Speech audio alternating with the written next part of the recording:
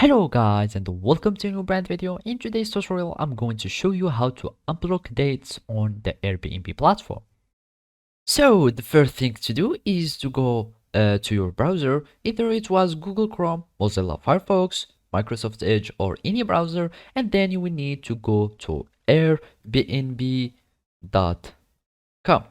So after you click on it, you will be taken or redirected to the Airbnb website, and then you will need to create an account. So basically you will need just to click on this icon here at the corner. You click on it, and of course you are going to click on sign up, and after that you can either sign up with your phone number, or you can sign up with these alternative accounts, either Facebook, Google, Apple accounts, or your email.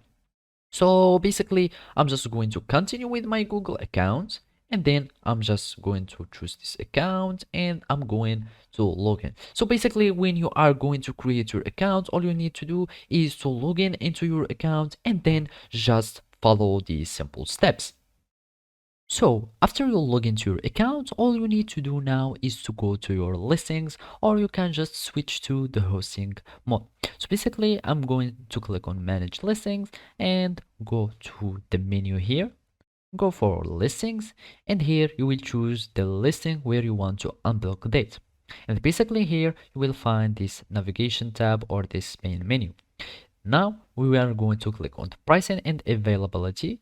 You go to calendar availability, and here you will find these four options. And basically for each option it can block some dates, depends on the option that you have. So for example, this one is the preparation time, and it can block 2 days or 2 nights before and after each reservation. So basically to unblock these dates, all you need is to choose no, and then you will save, and you will have, for example, this interval of, or this range of dates that will be unblocked.